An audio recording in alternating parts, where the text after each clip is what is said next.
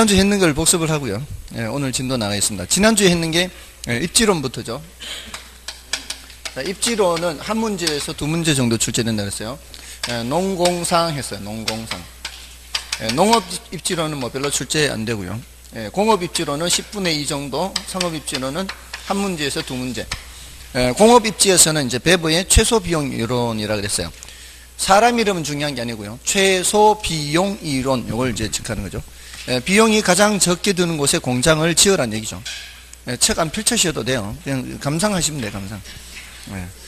뭐 별로 즐거운 건 아니지만 비용이 가장 적게 드는 곳에 공장을 지으라 그랬잖아요. 이제 공장이라는 게 제품을 제조해서 판매를 하는 거지 않습니까? 거기에 이제 비용이 발생하는데 그 비용이 제일 적게 드는 곳에 공장을 짓는데 비용 중에서 가장 강조한 비용이 바로 수송비라 그랬어요. 수송비, 임금, 집정력 이런 것들이죠. 근데 수송비와 임금은 이제 가능한 한 작을수록 좋잖아요. 이 집정력은 높을수록 좋고요. 그 수송비가 제일 적게 드는 곳에 공장을 짓는데 그 수송비 중에는 원료 수송비도 있고 제품 수송비도 있죠. 원료 수송비가 많이 발생하는 업종은 원료 지향 입지를 해야 되고요. 제품 수송비가 많이 발생하는 업종은 시장 지향 입지를 해야 되겠죠. 그리고 원료 수송비나 제품 수송비나 별 차이가 없고 또는 수송비 비중 자체가 크지 않은 그런 공장의 경우에는 입지 자유형의 형태를 띱니다. 요거를 원료지수로 표현을 했어요. 원료지수가 1보다 크면 원료가 많이 나가니까 원료지향, 원료지수 1보다 작으면 시장지향, 원료지수가 1이면 입지자유형 이렇게. 자, 이거는 이제 수송비 관점에서 본 것이고요. 수송비가 좀 늘어나더라도 임금을 많이 줄일 수 있다면 그것이 최적 입지가 될 수 있죠. 그럴 때는 이제 노동지향 입지를 하게 되고요. 그리고 집적지향 입지 이런 여러 가지 유형이 있었습니다. 다음에 이제 상업입지론에서는 크리스탈러의 중심지 이론 했어요. 이 중심지 이론은 중심지 성립 조건이라는 주제가 있었어요. 중심지가 성립하기 위해서는 최소 요구치보다 재화의 도달 범위가 더 커야 된다 그랬고요. 또 중심지 형성 과정은 평평한 곳에 산도 없고 강도 없고 교통수단도 똑같고 이 기호와 소득 수준이 똑같은 사람이 분포되어 있을 때 가장 이상적인 형태의 상권 형태는 정육각형이 된다 그랬죠. 근데 이제 원형으로 되는 것은 이제 단일 중심지의 경우에는 원형으로 커져가고요. 다수 중심지의 경우에는 정육각형이 된다 그랬어요. 그게 이제 중심지 형성 과정이고요. 그다음에 중심지의 계층성, 뭐 피라미드 구조, 저차 중심지, 중차 중심지, 고차 중심지 뭐 이런 게 있고요. 그다음에 중력 모형이라고 표현을 하기도 해요. 레일리의 소매 인력 법칙 이후로 컨버스의 분기점 모형이나 또는 허프까지죠. 레일리와 허프는 이름을 좀 기억하시라 그랬죠. 레일리에서 허프까지 이르는 이 이론들은 뉴턴의 만유 인력 법칙을 응용을 했기 때문에 중력 모형이다 이렇게 얘기를 해요. 이것은 이제 상거래 흡인력이 거리의 제곱에는 반비례하고 크기에는 비례한다 요거죠. 이게 이제 뉴턴의 만유 인력 법칙 공식과 같다 그랬죠. 자, 이게 이 중심의 크기가 다른 두 중심지가 있을 때 상권의 경계는 어디 가까이 있다?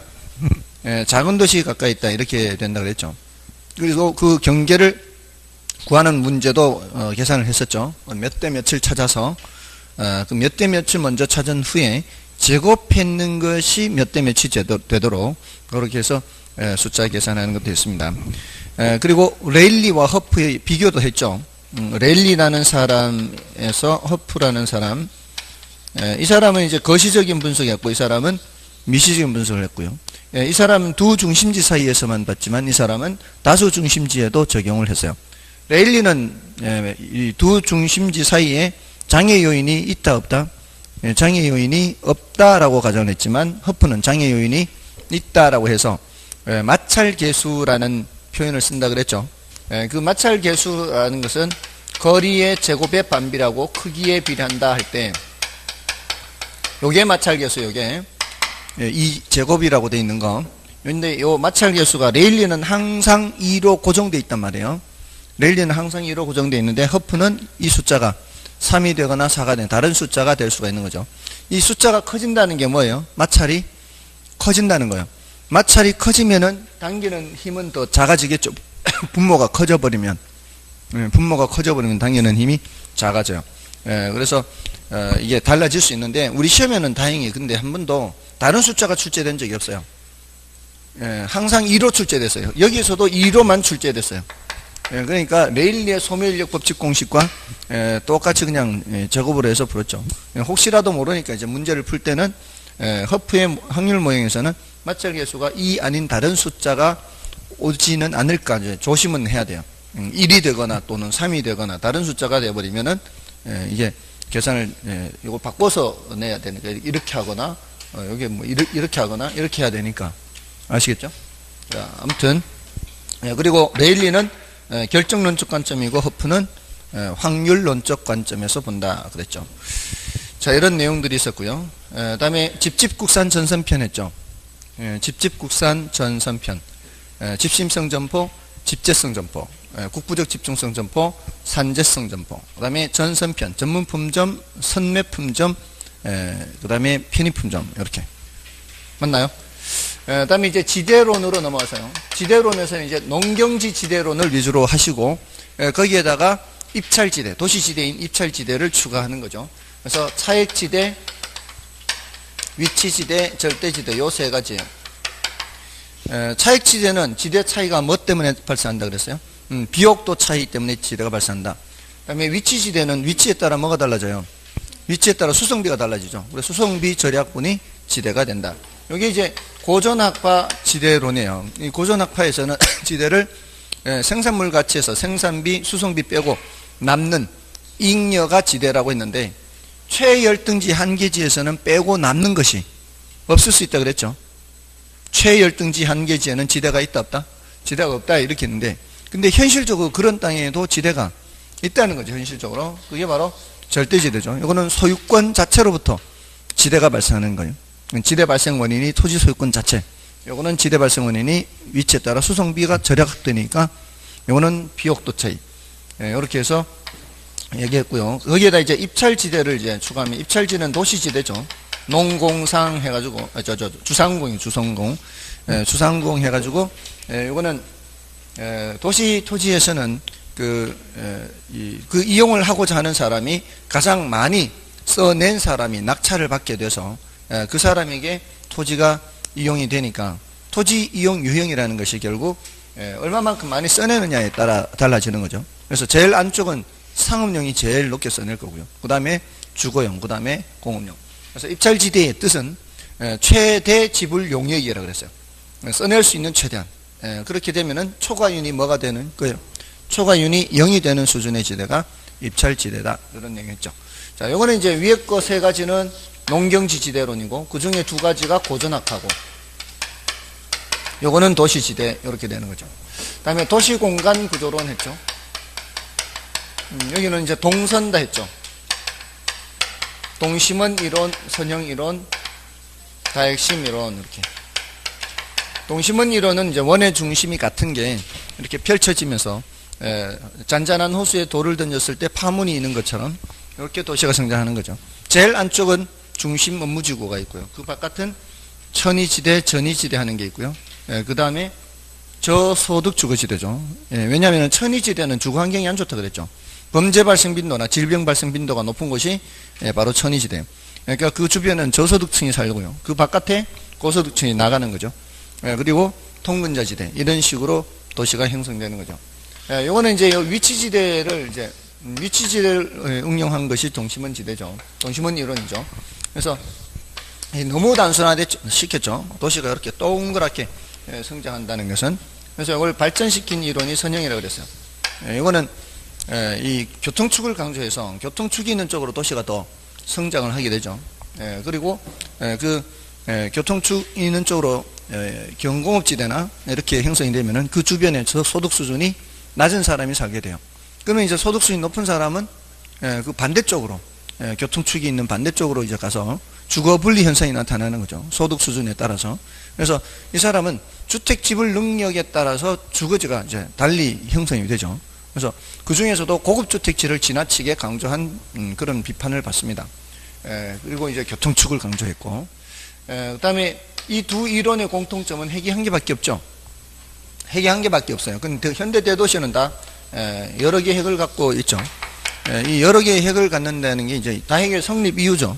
왜 여러 개의 핵을 갖게 되느냐. 그래서 네 가지가 있었어요. 동종업종의 집적이익, 이종업종의 분산지향성, 동종, 이종 이렇게. 그다음에 특정 위치나 시설이 필요로 한 경우 그 주변에 핵을 만들고요.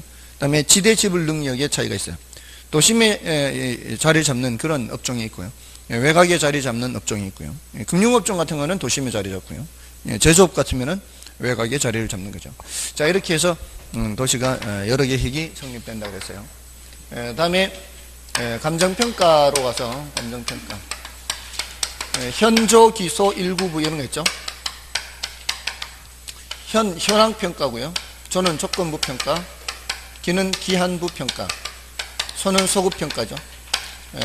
이제 현황평가가 원칙이라고 그랬죠. 이게 예외고요. 현재 상태대로 평가하는 게 현황평가예요. 그 현황평가의 대표적인 게 무슨 평가예요? 건부지 평가예요. 건부지.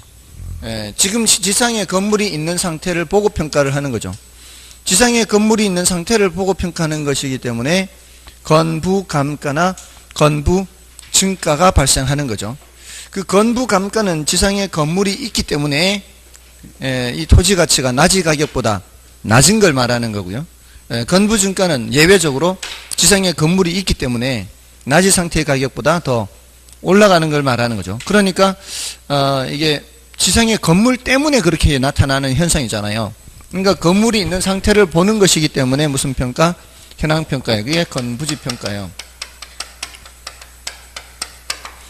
근데 이게 현황평가가 원칙이긴 해도 일시적 이용이거나 불법적 이용이면은 그거는 제외입니다. 일시적 이용이거나 불법적 이용까지 현황평가를 하는 것은 아니에요. 그건 제외하고요. 다음에 조건부 평가는 어떤 조건이 성취될 것을 전제로 하는 평가죠. 나지상정 평가라 그랬어요. 지금 현재 나지가 아님에도 불구하고 나지를 상상해서 평가하는 거다. 그다음에 기한부 평가, 소급 평가는 모두 예외라 그랬어요. 과거 일정 시점이 기준 시점이면 소급 평가, 미래 일정 시점이 기준 시점이면 기한부 평가가 되는 거죠. 이것은 기준 시점에 대한 예외입니다. 기준 시점은 뜻이 감정평가의 기준이 되는 날짜 이렇게 되는데 그 원칙이 되는 날짜는 언제라고 그랬죠? 가격조사 완료일이요. 중요하다 그랬죠. 이거는 여기 이제 현저기소 다음에 1구부에 1구부 이거는 이제 원칙은 개별평가죠. 원칙은 개별평가란 얘기는 개별 물건마다 하는 거예요. 개별 물건마다. 그러니까 물건이 한 개면은 한 번 평가하고 물건이 두 개면 두 번 평가하고 물건이 세 개면 세 번 평가하는 거죠. 근데 일체로 거래되거나 용도상 불가분의 관계에 있을 때에는 한 번만 하고 말 수도 있다는 거예요. 그게 일괄평가죠. 키워드가 일체로 거래 또는 용도상 불가분의 관계 이게 키워드예요. 키워드를 반드시 알아둬야 되는 이유는 키워드를 빼면은 문장을 만들기가 곤란해요. 그러니까 이 문제를 낼 때는 그 문장으로 문제를 내야 되는데 키워드를 빼면은 문장을 만들 수가 없어요. 그러니까 그 길목을 잡는 거하고 똑같은 거예요. 키워드를 안다는 것은 사냥을 할 때 동물들이 다니는 그 길목을 지키고 있는 겁니다. 그래서 왜 예전에 그 시골에 요새 그러면 안 되죠. 그 시골에 이제 토끼 같은 거 잡을 때 이 덫을 놓잖아요. 이렇게 목줄 재는 거 이렇게 뭐라 그러죠 그걸? 예? 올무 그죠? 올무라 그러죠. 이렇게 동물들은 뒤로 빼는 걸 잘 못하잖아요. 무조건 앞으로만 나가려고 하는 것 때문에 가면 갈수록 자꾸 쬐죠. 이렇게 해서 집어넣어버리면 목은 머리는 들어가는데 몸집은 못 빠져나가니까 일단 들어가 버리면은 빠져나올 수가 없습니다. 목이 쫄락쫄락하니까. 그런데 그 다니는 길목에다 이렇게 해놔야 되잖아요. 근데 그 사냥을 잘하는 사람들은 기가 막히게 그걸 잘 알아요. 그러니까 우리가 가면은 그냥 다 같은 산인데 산에 이렇게 나무가 자라는데 거기 이제 그렇게 다니는 길목에다가 올무를 넣는 거죠. 아무튼 그 키워드라는 게 바로 그 길목을 잡는다 이렇게 생각하시면 돼요. 그래서 구분평가는 뭐가 키워드예요? 이거는 가치를 달리해요. 가치를 달리 하는 경우. 그러니까 하나의 물건이라도 이쪽 부분과 저쪽 부분이 가치가 다를 경우에는 한 개의 물건이지만 평가를 둘 이상을 할 수 있다는 얘기죠. 이건 가치를 달리하는 경우입니다. 부분 평가는 뭔가 하면은 일단 이게 키워드가 좀 길어요. 이거는 긴데 이거는 부분만 평가한다 이러면은 이제 알 수 있어요. 부분만 개념 구분을 하는 거니까 이거는 그렇게 기억하는 게 얘하고 구별하는 거예요. 부분만 하는 거니까 일체로 이용되고 있는 물건의 일부분만 평가하는 거죠. 나머지는 평가를 안 하는 거예요. 그러니까 원칙적으로는 일체로 이용되는 물건의 일부만 평가하는 것은 허용되지 않아요. 근데 원칙적으로 안 되는데 이거는 어떤 경우에 인정되는가 하면은 사실 키워드는 평가의 특수한 목적이나 합리적 조건이에요. 이게 좀 길죠. 특수한 목적이나 합리적 조건. 이 가치를 달리 이거는 한마디로 끝나는데 특수한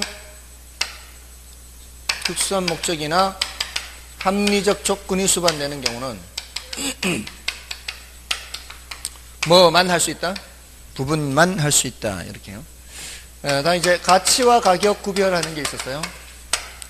가치라고 하는 것을 화폐로 표시한 게 가격이죠. 화폐로 표시한 게 가격이에요. 그러니까 눈에 띄지 않는 추상적인 것을 뭐를 덮어 씌워서 눈에 띄게 하는 게 바로 가격이죠. 이게 구체적인 거죠. 이거는 추상적이고, 추상적인 건 어떤 눈에 띄지 않는 거를 어떻게 눈에 보이게 한다는 그런 의미. 물론 이제 정말 눈에 보여서 보이는 게 아니라 좀 이렇게 느낌이 좀 올 수 있도록 그렇게 표시를 하는 거죠. 그 다음에 여기에 주관적 성격이 강하면 이거는 객관적 성격이 강하고요. 이거는 장래 기대되는 편익의 현재값 이렇게 얘기를 하면 이거는 과거값 이렇게 구별을 하고요. 이건 일정 시점에 여러 가지가 있다 그랬죠. 여러 가지. 이거는 오직 하나가 있고요. 가치는 가격 플러스 마이너스 오차라고 그랬어요. 가치는 가격 플러스 마이너스 오차.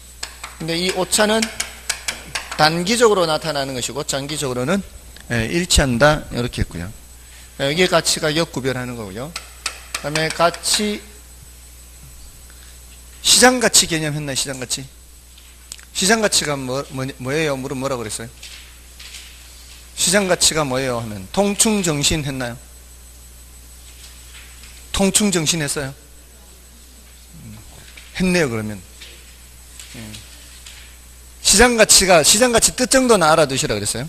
시장가치가 뭐예요? 그러면은 통충정신, 통상적인 시장에서 충분한 기간 동안 거래를 위하여 공개된 후 정신, 대상 물건의 내용에 대하여 정통한 당사자 사이에서 신중하고 자발적인 거래가 있을 경우 성립될 가능성이 가장 높다고 인정되는 대상 물건의 가액이 시장가치죠.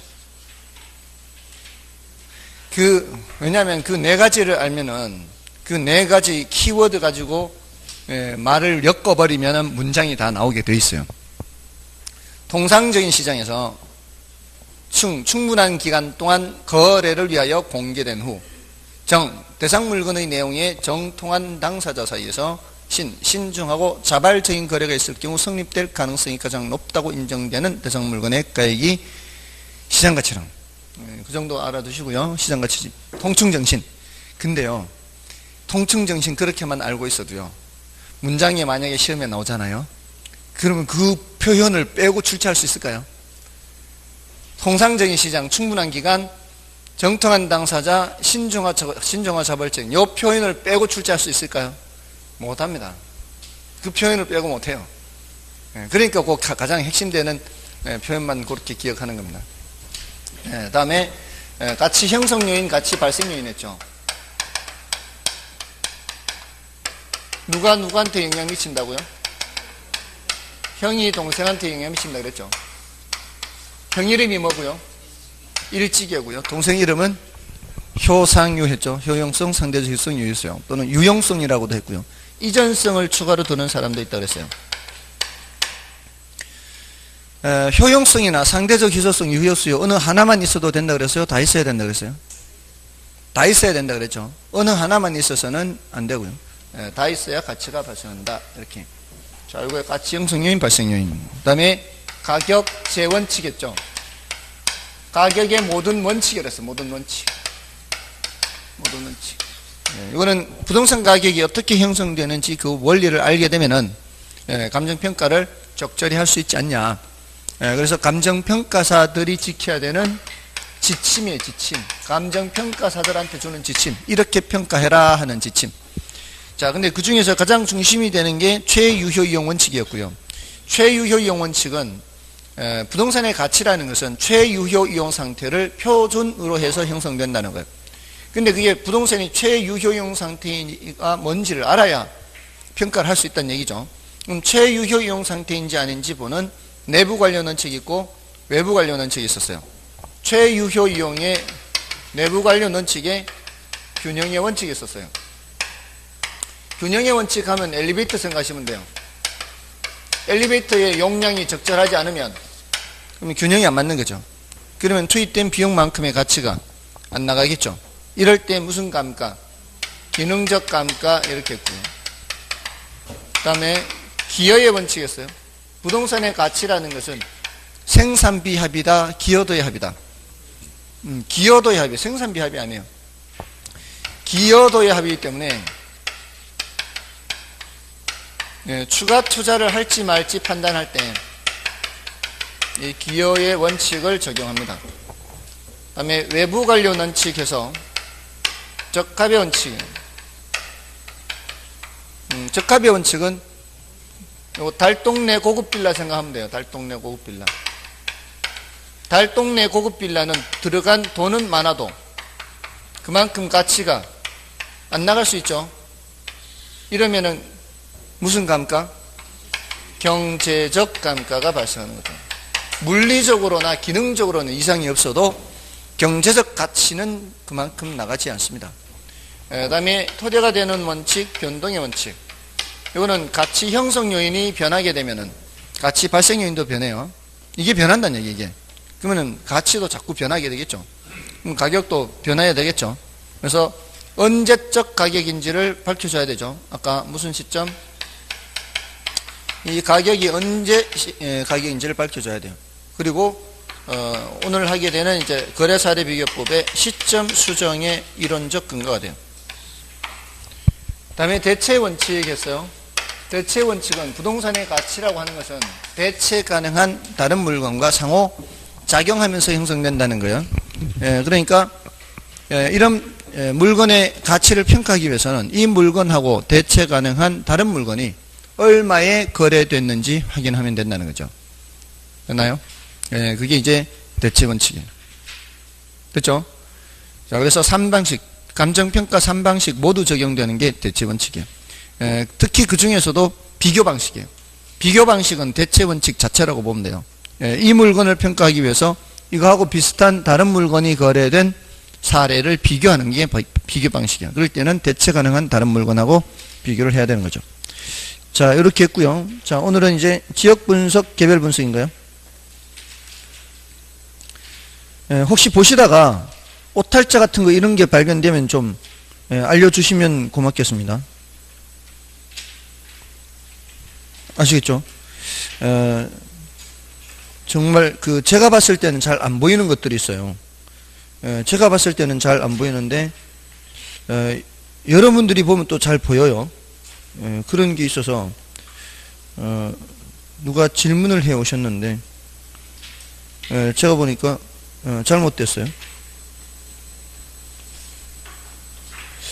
어디서 잘못됐지?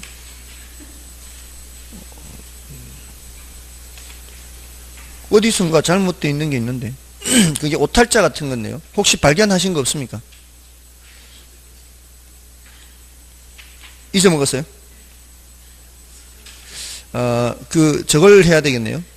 소정의 상품을 드린다. 소정의 상품을 드린다. 저기 있네요. 147쪽에.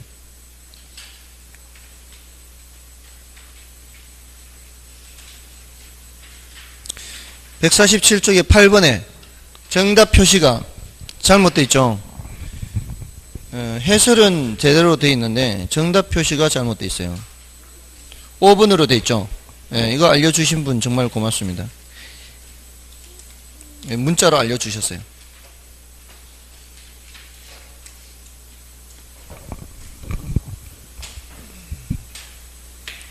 아직 이 문제를 별로 안 풀어봤다는 뜻이겠죠.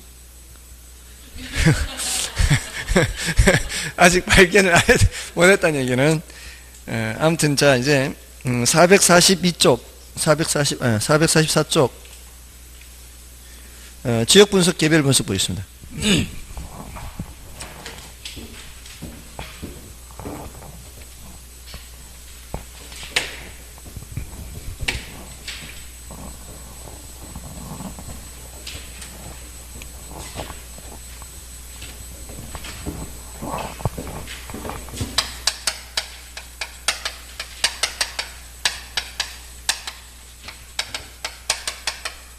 자, 부동산을 평가할 때는 지역을 분석합니다. 그 지역, 그 부동산이 있는 지역을 분석하고요. 또 그 부동산, 개별 부동산을 분석합니다. 자, 조금만 생각해 보세요. 여러분들이 자동차나 냉장고 이런 거 살 때도 그 자동차를 파는 지역이 어떤 지역인지, 냉장고를 파는 지역이 어떤 지역인지 분석하나요? 안 분석 안 하죠. 왜 안 할까요? 부동산에서는 분석한다고 이렇게 얘기를 하는데, 자동차는 저쪽 지역에서 파는 자동차, 그랜저 뭐 몇 cc짜리 모델, 다른 지역에서 파는 그랜저 몇 cc짜리 모델, 왜 그 지역 저 지역 분석을 안 해요? 다 같으니까. 어디서든. 그러면 아파트는 이 지역에 삼성이 레미안에서 지은 30평형대 그 모델하고요, 저쪽에 똑같은 설계도면으로 지은 거하고 달라요? 왜 다르죠? 지역이 다르니까. 그럼 왜 동사는 똑같은데 부동산은 다를까요? 무슨 성질 때문에? 부동산의 성질 중에, 부동성, 부정성, 영속성 이런 성질 중에 부동성 때문이겠죠. 동사는 어디든 굴러다니는 놈이니까. 똑같은 설계도면으로 똑같은 설계도로 만든 자동차라면 똑같은 거 아니에요. 근데 집은 그렇지 않다는 거죠. 똑같은 설계도를 해도 이 지역이냐 저 지역이냐, 그 움직일 수가 없으니까, 그 지역을 움직일 수가 없으니까. 이렇게 해도 별로 감이 안 오세요?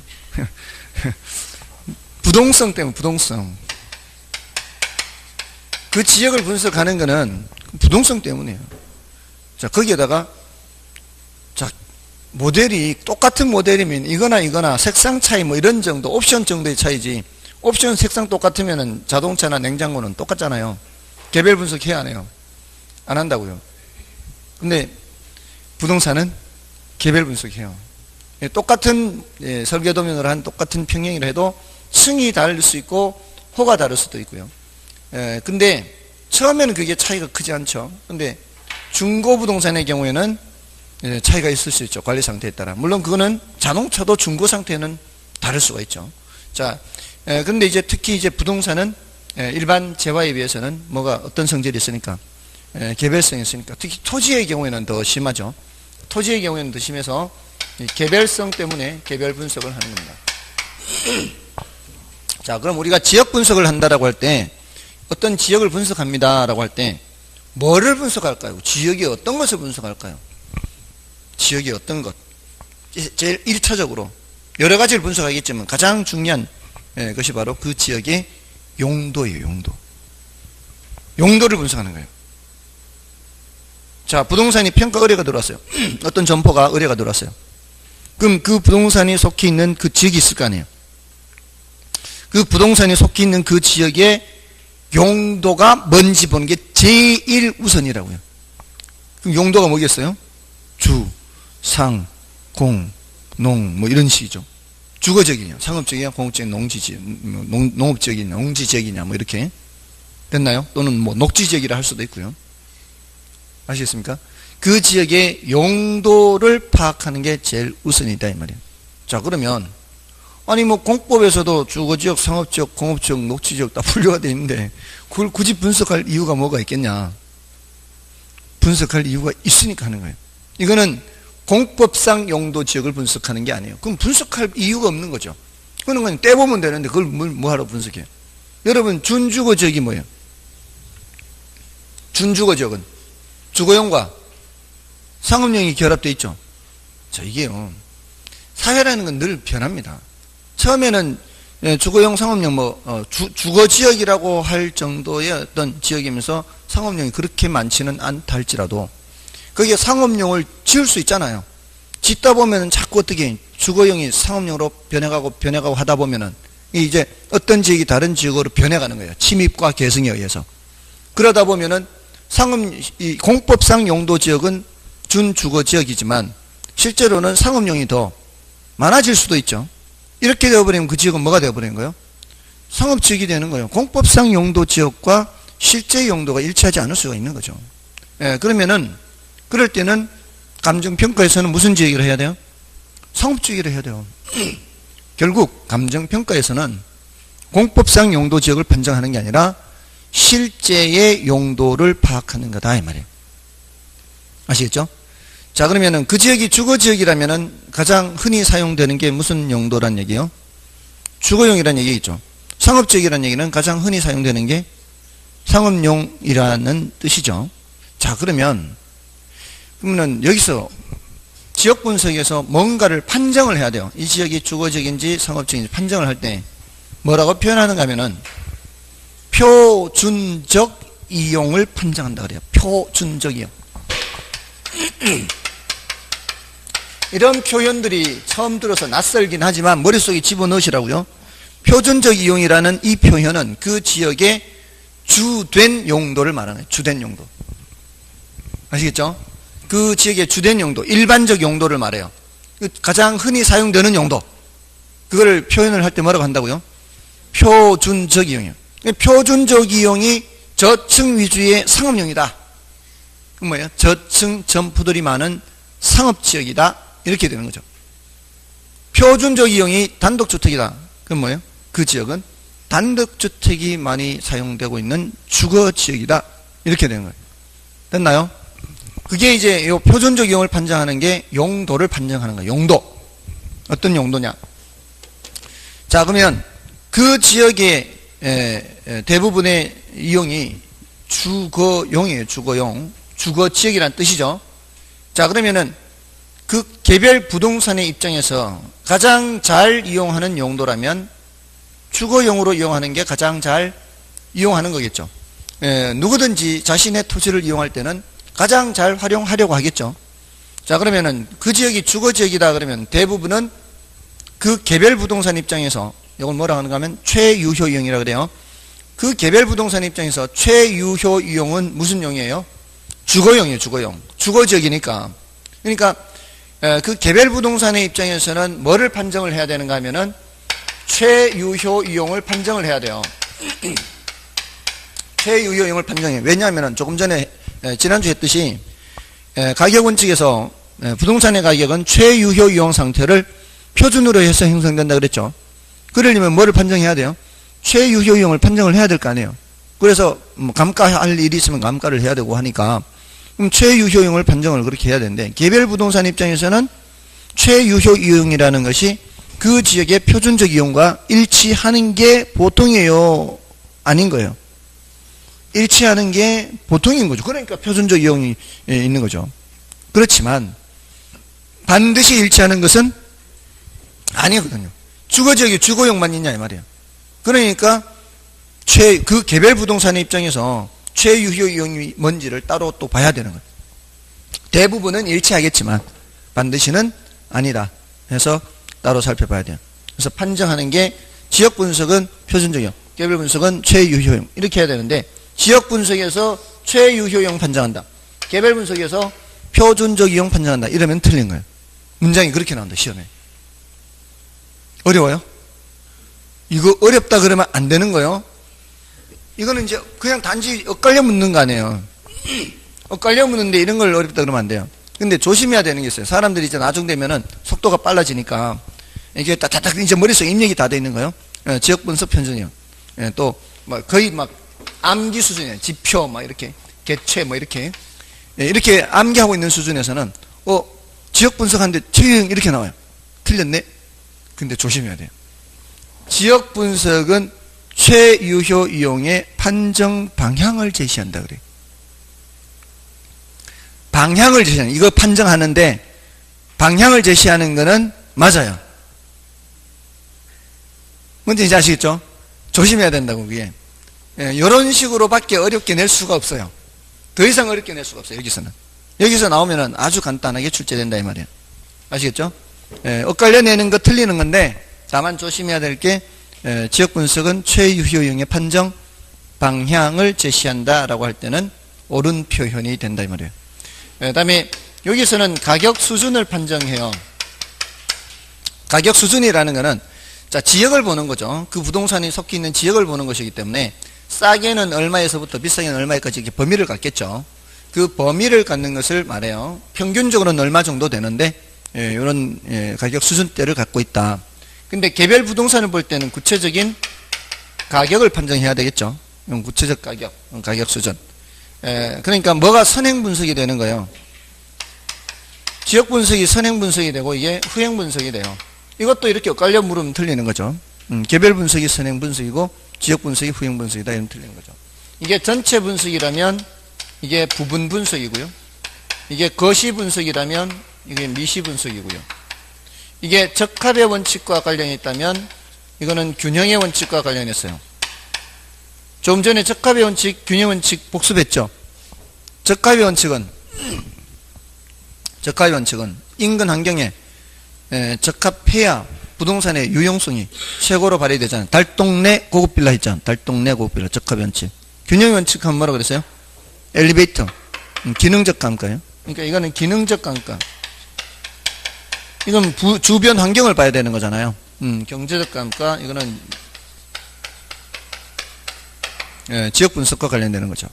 이렇게 비교하는 문제가 나옵니다. 비교하는 문제가 한 반 정도 나오고요. 그 다음이 지역 분석의 대상이에요. 지역 분석의 대상. 지역 분석의 대상에서 인근 지역, 유사 지역, 동일 수급권.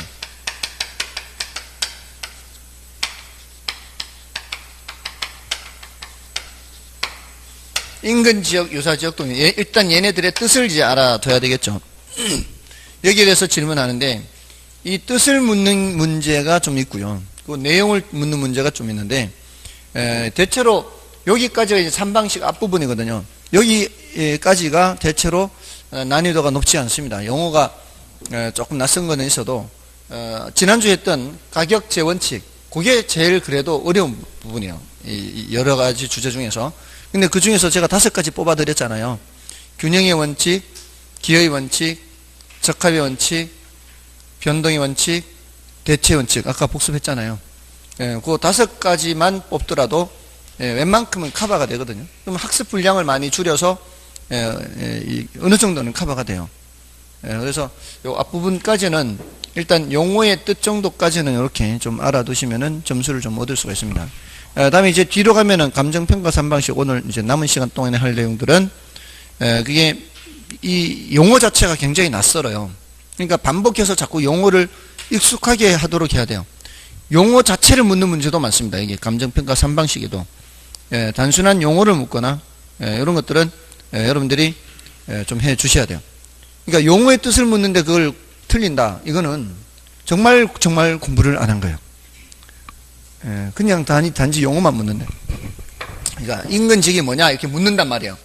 유사 지역이 뭐냐 이렇게 묻는단 말이에요. 그럼 인근 지역이 뭐냐? 인근 지역은 대상 부동산이 속한 지역이에요. 대상 부동산이 속해 있는 지역이 인근 지역이에요. 그래서 요 대상 부동산과 요 안에 있는 다른 부동산들은 지역 요인이 같아요, 달라요? 지역 요인이 같아요. 요 안에 있는 다른 부동산들은. 다른 부동산이 있을 거 아니에요. 다른 부동산들이. 대상 부동산 말고도 다른 부동산이 있을 거 아니에요. 그런 것들이 지역 요인이 어떻다? 똑같다, 이 말이에요. 됐나요? 같은 지역이니까. 자, 근데 유사 지역은 대상 부동산이 속해 있지 않습니다. 속해 있지 않고요. 인근 지역과 지역 특성이 유사한 지역이에요. 비슷한 지역. 여기가 단독주택 위주의 주거지역이다. 그럼 여기도 뭐가 돼야 돼요? 단독주택 위주의 주거지역이 돼야 돼요. 됐나요? 그런 뜻이에요. 뭐 어렵나 이게? 우리 시험이 이렇게 물어요. 유사지역이란 대상부동산이 속한 지역으로서 이러면 틀린다 이 말이에요. 그런 식으로 묻는데 이걸 틀리면 말이 안 된다고요. 단지 이제 단어가 났으니까 지금 어려운 것 같이 보여도 익숙해지면은 어렵지 않다 이 말이에요. 그럼 유사지역이 여기 있을 수도 있고요. 여기 있을 수도 있겠죠. 여기 있을 수도 있고요. 유사지역이 가깝다고 해서 유사지역이고 멀리 있다고 해서 유사지역이 아니고 이거 아니에요. 가까이 있을 수도 있고 멀리 있을 수도 있어요. 자, 그러면 유사지역은 거리 원근을 따지는 개념이다. 그렇지 않다. 그렇지 않다는 거예요. 거리 원근을 따지지는 않습니다만은 너무 멀면 어떻게 해요? 너무 멀면은 이거 아니면 다른 거 이렇게 대체할 수 있나요? 너무 멀면 대체할 수가 없죠. 그러니까 어느 정도의 범위 안에는 있어야 돼요. 그걸 묶어주는 개념이 동일 수급권이에요. 이렇게 묶어주는 거죠. 너무 멀면은 안 된다 이 말이에요. 자, 그래서 사실 이게 처음 공부하는 사람들은 이렇게 같이 세 개를 써놓으니까 병렬식으로 이렇게 써놓으면 얘하고 얘하고 얘가 급이 같다라고 생각을 해요. 그죠? 근데 급이 같은 게 아니고 유사지역과 인근지역은 어디에 들어가는 거예요? 동일수권 안에 들어가는 개념이에요. 아시겠죠? 들어가는 개념이에요. 동일수권이 더 넓은 지역 범위니까 요 속에 들어가는 개념이에요. 자, 수급은 뭐를 줄임말일까요? 수요 공급 줄임말이잖아요. 그럼 수요 공급은 뭐 생각해야 되죠? 시장 생각해야 되죠. 항상 그랬잖아요. 수요 공급하면 시장 생각하고 시장 하면은 수요 공급 생각하고. 그러면 이걸 어떻게 번역할 수 있어요? 동일 시장권 이렇게 해석할 수 있죠. 이 같은 시장 범위라는 얘기예요. 그러니까 요 시장 범위 안에 이 말이에요. 이게 이제 지리적 범위로 나타낸 요 시장 범위 안에 있는 이 부동산과 다른 부동산은 대체 경쟁 관계에 있다 없다? 대체 경쟁 관계에 있다라고 볼 수 있어요. 같은 시장 범위 안에서는. 이거 아니면 이거 아니면 이거 이렇게 얘기할 수 있다는 거죠. 됐습니까?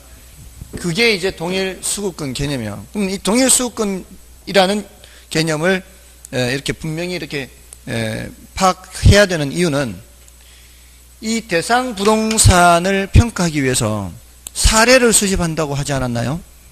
대체 원칙에서 지난주에 대체 원칙에서 부동산의 가치라는 것은 대체 가능한 다른 물건과 상호작용하는 과정에서 효용이 유사하다면 결국 가격도 비슷하게 되겠죠.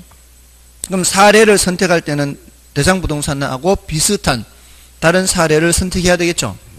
그럼 사례가 얘를 평가하기 위해서 비슷한 사례가 여기 안에 같은 지역 안에 있으면 그러면 더 좋아요. 왜냐하면 지역이 같으니까 가능한 한 같은 사례 같거나 유사한 사례가 좋거든요. 가능한 한. 근데 여기에 사례가 없다면은 인근 지역에 사례가 없다면 어디로 가야 돼요? 유사 지역으로 가야 될 거 아닙니까? 근데 너무 먼 곳까지 가면 안 될 거 아니에요. 그러려면은 뭐를 범위를 정해줘야 돼요. 이 동일 수급권 범위를 정해줘야죠. 그러니까 얘는 사례 수집 범위가 되는 거죠. 사례 수집 범위. 뭐가 사례 수집 범위가 되는 거예요? 동일 수급권이.